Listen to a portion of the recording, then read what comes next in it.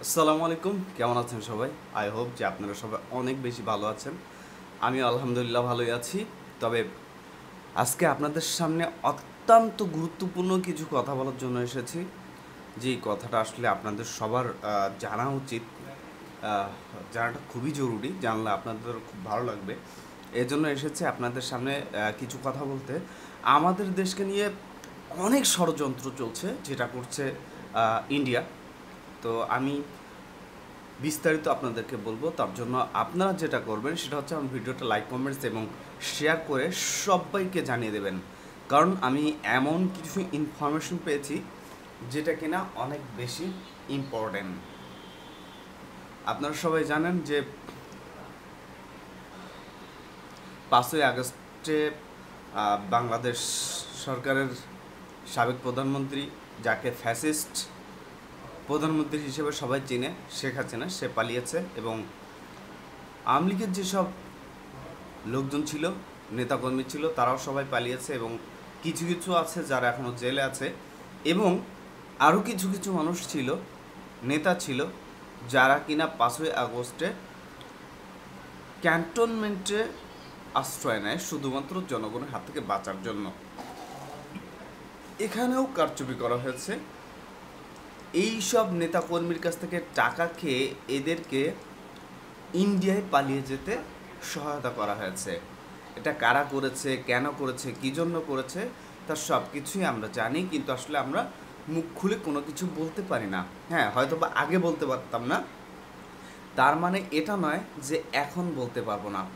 আমরা এখন সব কিছু মুখ খুলে এবং একদম মন থেকেই সব কিছু বলতে পারবো। সেই ব্যক্তিগত স্বাধীনতাটুকু ডক্টর ইউনূস আমাদেরকে দিয়েছেন। এবং আশা করব যে সামনে আমাদের যে আরও বেশ কিছু রাজনৈতিক দল আছে, তার মধ্যে এনসিপি আছে, তার মধ্যে আছে আহ, বা- আহ, বাংলাদেশ জাতীয়তাবাদী দল বিএনপি, তার মধ্যে আছে জামাত ইসলাম, তার মধ্যে আছে আহ, বাংলাদেশ নাগরিক পার্টি, তার মধ্যে আছে এবি পার্টি, তার ভিতরে আছে জাতীয় পার্টি।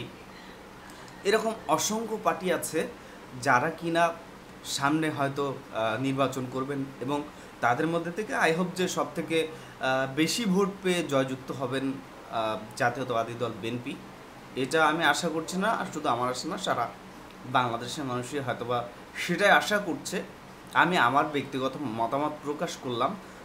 তার মানে এটা নয় যে আমি কোনো দলকে খারাপ বললাম বা কোনো দলকে বেশি ভালো বলে ফেললাম, এটা না। আমি আমার ব্যক্তিগত মতামত আপনাদের সাথে শেয়ার করলাম।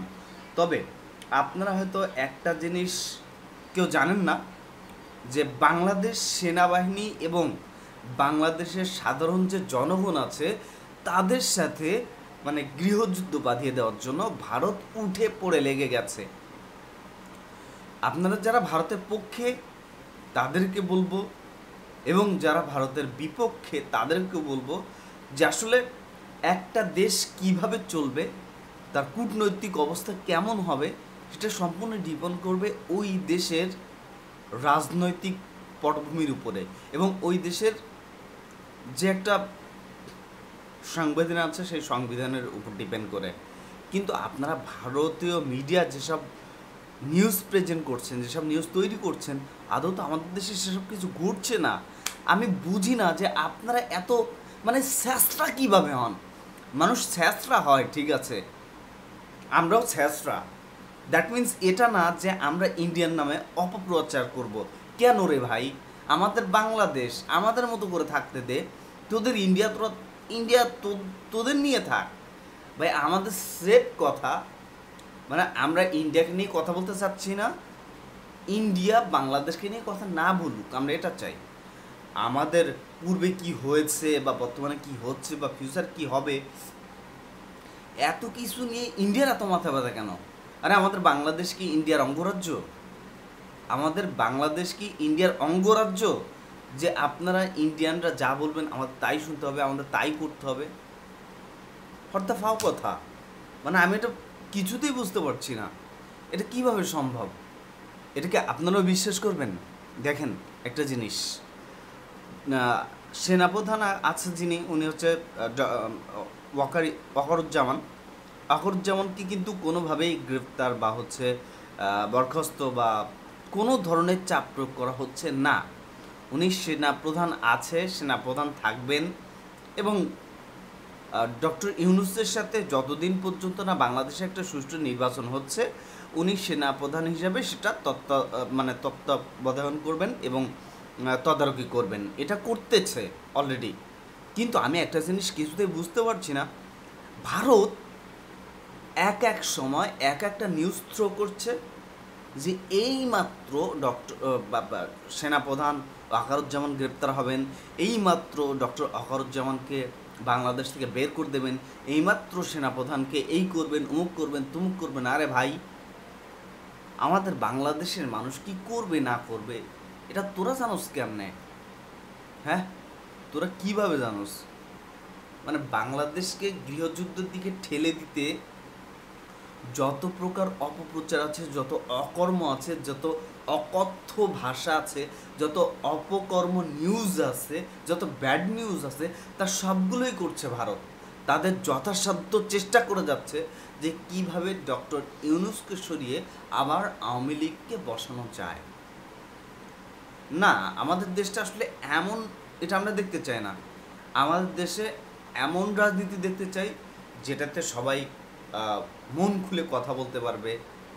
সেটা আমাদের দেশে যে বিএনপি আছে, তারা যখন সরকার প্রধানে যাবেন, আমরা বিএনপির অপোজিটে কথা বলতে পারবো। যদি জামাত ক্ষমতায় যায়, জামাতের অপোজিটে কথা বলতে পারবো। যদি এনসিপি ক্ষমতায় যায়, এনসিপির অপোজিটে কথা বলতে পারবো। এটাই হওয়া উচিত যে একটা দেশের গণতান্ত্রিক রাজনীতি। এবং আরও একটা ভালো জিনিস আমি আপনাদেরকে বলি, নির্বাচন হওয়া উচিত এমন যে দুইজন মানুষ যদি চায় যে উনি রাষ্ট্রপ্রধান হবেন, উনি রাষ্ট্রপ্রধান হবেন, এবং পাঁচজন মানুষ যদি চায় উনি রাষ্ট্রপ্রধান হবেন, তিনজন মানুষ যদি চায় উনি রাষ্ট্রপ্রধান হবেন, যার ভোট বেশি পড়বে সেই হবেন রাষ্ট্রপ্রধান, সেই দল হবে রাষ্ট্রপ্রধান, সেই দল সরকার গঠন করবে। এটা একটা সিম্পল ব্যাপার। আর সেটা আমাদের যে তত্ত্বাবধায়ক সরকার আছে, উপদেষ্টা মণ্ডলী আছে, তারা নির্বিঘ্নে সেই কাজ করার চেষ্টা করছে কীভাবে একটা ফেয়ার নির্বাচন করা যায়। তবে তার আগে একটা সংস্কারের ব্যাপার আছে, সেই সংস্কারটাই তারা করছে। কারণ আওয়ামী লীগের আমলে অনেকে অনেক হাজার হাজার কোটি টাকা পাচার করেছে বিদেশে, যেটা আমরা জানি, আমরা দেখেছি, আমরা শুনেছি, আমরা বিশ্বাস করি যে আমাদের দেশ থেকে যে পরিমাণে টাকা পাচার হয়ে গেছে, ওই পরিমাণের টাকা যদি আমাদের দেশে থাকতো তাহলে হয়তো আমাদের দেশটা অনেক অনেক উন্নত হয়ে যেত। দুবাইয়ের মতো হতে পারতো, সিঙ্গাপুরের মতো হতে পারতো, মালয়েশিয়ার মতো হতে পারতো। এছাড়াও বর্তমানে যেসব উপদেষ্টা আছে, যেমন তার মধ্যে আসিফ মাহমুদ বা এই যে নাহিদ ইসলাম নেমে গেল, এরাও যেসব পদে বসছিল, আই হোপ যে এরাও হাজার হাজার কোটি টাকা দেশে বাইরে পাচার করে দিয়েছে। আমার কাছে বেশ কিছু ইনফরমেশন ছিল, বাট আমি চাচ্ছি না সেগুলো আপনাদেরকে দিতে বা আপনাদেরকে জানাতে। তবে হ্যাঁ, আমি একটাই কথা বলতে চাই যে একটা দেশকে উন্নত করতে গেলে সেই দেশের যারা সরকার প্রধানে থাকেন বা বিশেষ বিশেষ ক্ষমতায় বসে থাকেন, তারা যদি কোনোভাবে দুর্নীতি করে বা টাকাটাকে তারা পুশ করে অন্য কোথাও নিয়ে চলে যায় বা অন্য কোনো দেশে পৌঁছে দেয় বা অন্য কোনো দেশে যদি সম্পদের পাহাড় গড়ে, তাহলে কিন্তু বাংলাদেশের জন্য ক্ষতি।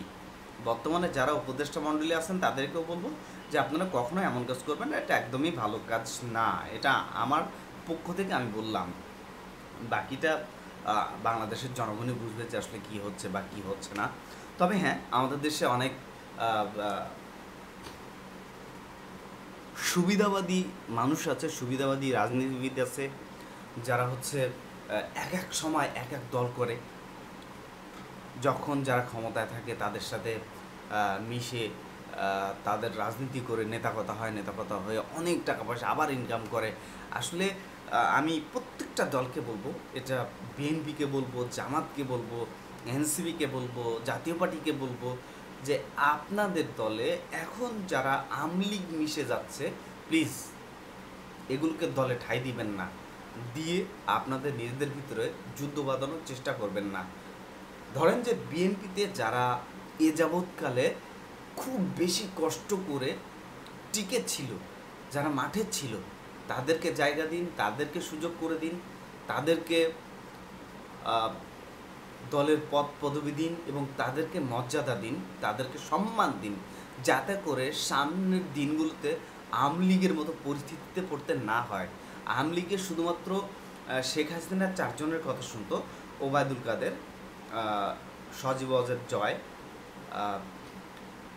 তারপরে এই যে দাড়িওয়ালা সালমান এফ রহমান আর হচ্ছে ওবায়দুল কাদের, এই 4 জনের কথা শুনতো, যে কারণে আওয়ামী লীগের খুব মারাত্মক আকারের একটা পতন হয়েছে। এটা সারা বাংলাদেশ দেখেনি, সারা বিশ্ব দেখেছে।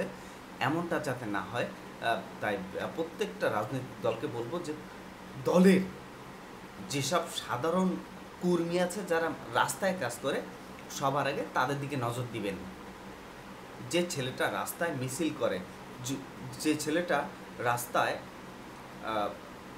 অংশগ্রহণ করে, যেই ছেলেটা রাস্তায় স্লোগান ধরে, আগে সেই ছেলেটাকে মূল্যায়ন করবেন। দেখবেন তাহলে আপনাদের রাজনৈতিক দল টেকসই হবে এবং টিকে যাবে। এটা আমার ব্যক্তিগত মতামত, আমি জানি না যে আপনারা কী করবেন। তবে যে কথাটা বলছিলাম যে আমাদের দেশকে নিয়ে ভারত উঠে পড়ে লেগে গেছে, একটা অপপ্রচার করতেছে যে আমাদের দেশে নাকি সেনাপ্রধানকে বিভিন্ন রকম চাপ প্রয়োগ করা হচ্ছে। আসলে এরকম কোনো কিছু না। আমি ভারতের এই শেষটা কিছু মিডিয়াকে বলবো যে আপনারা যদি মনে করেন যে আপনাদের ইনকাম হচ্ছে না বা আপনাদের খাওয়ার জন্য দুবেলা দুমুঠো ভাত নেই, তাহলে বাংলাদেশে চলে আসুন, বাংলাদেশে এসে কাজ করুন, আমরা আপনাদেরকে খাওয়াবো পরাবো, কোনো সমস্যা নেই। আমরা যেহেতু 40 লাখ রোহিঙ্গা পুষতে পারছি, আপনাদের মতো কয়েকজন মিডিয়া কর্মী ভারতীয় মানুষ, তাদেরকেও আমরা পুষতে পারবো। তারপরেও বলবো প্লিজ বাংলাদেশের নামে কোনো অপপ্রচার করবেন না। আর আমাদের ডক্টর ইউনূস সাহেব যা করছেন, আমাদের বাংলাদেশের জন্য ভালো করছেন, গুড করছেন। সে বাংলাদেশকে অনেক দূরে এগিয়ে নিয়ে গেছে, সামনে আরও অনেক বেশি এগিয়ে নিয়ে যাবে। তাই ভারতীয় মিডিয়াকে বলবো যে আপনারা এই অপপ্রচার থেকে দূরে থাকুন। আর আমাদের প্রধান উপদেষ্টাকে বলবো, ডক্টর ইউনূস সাহেবকে বলবো যে ভারত অলমোস্ট কিন্তু আমাদের একটা নদীর সামনে বাদ দিয়ে ফেলেছে। আমরা বাংলাদেশও যদি এত তাড়াতাড়ি একটা সিদ্ধান্ত নিয়ে এত তাড়াতাড়ি কার্যকর করতে পারি, তাহলে কিন্তু খুব ভালো হয়। তাই আমি বলবো যে ভারতের বিপক্ষে যত তাড়াতাড়ি মানে সিদ্ধান্ত নেওয়া যায় এবং যত তাড়াতাড়ি বাস্তবায়ন করা যায় ততই ভালো। হ্যাঁ, লালমনিরহাটের যে বিমানঘাট তৈরি করছেন, তাড়াতাড়ি বিমানঘাটটা তৈরি করে ফেলুন এবং এত পরিমাণে অস্ত্র শস্ত্র এবং মিসাইল, তারপর হচ্ছে বিভিন্ন যুদ্ধযান যেগুলো আছে, যুদ্ধ বিমান, সবগুলো রেডি করে ফেলুন। তারপরে এই যে আরেকটা জায়গা আছে লালমনিরহাটে একটা, আরেকটা হচ্ছে ঠাকুরগাঁও না কোন জায়গায় একটা, আরও একটা তৈরি করা হচ্ছে। আমি বলবো যে এই জিনিসগুলো খুব তাড়াতাড়ি করে ফেলুন, খুব তাড়াতাড়ি বাস্তবায়ন করুন, যাতে করে আমাদের দেশের দিকে ভারত কোনোভাবে চোখ তুলে না তাকাতে পারে। ভারত চোখ তুলে তাকালে ওদের চোখ আমরা উপড়ে ফেলবো, এটা হচ্ছে আমাদের লাস্ট কথা। বাংলাদেশের দিকে চোখ তুলে তাকাবে ভারতের চোখ তুলে ফেলবো, একটাই কথা। আমরা কি করব না করবো সেটা একান্ত আমাদের ব্যাপার। ভারতকে ফার্দার আমি একদম নিষেধ করে দিচ্ছি যে ভারতীয় কোনো গণমাধ্যম আমাদের বাংলাদেশ নিয়ে কথা বলবেন না। এটা বিশ্বের আর কোনো দেশ বলছে না, আপনারা কেন বলছেন?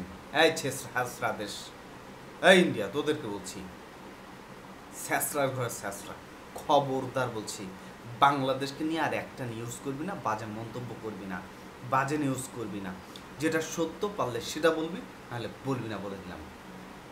আমার ভিডিওটা যারা বাংলাদেশে দেখছেন সবাই তাড়াতাড়ি শেয়ার করে দিন, সব মানুষকে দেখার সুযোগ করে দিন। ইন্ডিয়া আমাদের সাথে যে যুদ্ধ বাঁধানোর চেষ্টা করছে, আমি বাংলাদেশের প্রধান উপদেষ্টাকে বলবো যে আমাদের দেশে যত জনসংখ্যা আছে, আপনারা মিলিটারিতে, সেনাবাহিনীতে আরও বেশি লোক নিন, পুলিশে আরও বেশি লোক নিন, বর্ডার গার্ড যারা আছে, বিজিবিতে আরও বেশি লোক নিন, র্যাবে আরও বেশি লোক নিন, আনসার বাহিনীতে আরও বেশি লোক নিয়োগ দিন। মানে এত বেশি লোক নিন যাতে করে সবাই মিলিটারি ট্রেনিংটা পায়। এটা হচ্ছে আমার মেইন কথা। আমাদের দেশ হবে স্বয়ংসম্পূর্ণ দেশ, আমাদের দেশ হবে একটা লিগ্যাল দেশ, আমাদের দেশ হবে উন্নয়নশীল দেশ, এটাই আমার কথা। তো গাইস, যারা ভিডিওটা দেখেছেন সবাই লাইক, কমেন্টস এবং শেয়ার করে অবশ্যই আমার পাশে থাকবেন এবং ইন্ডিয়াকে বয়কট করবেন, ইন্ডিয়ান পণ্য বয়কট করবেন। আসসালামু আলাইকুম।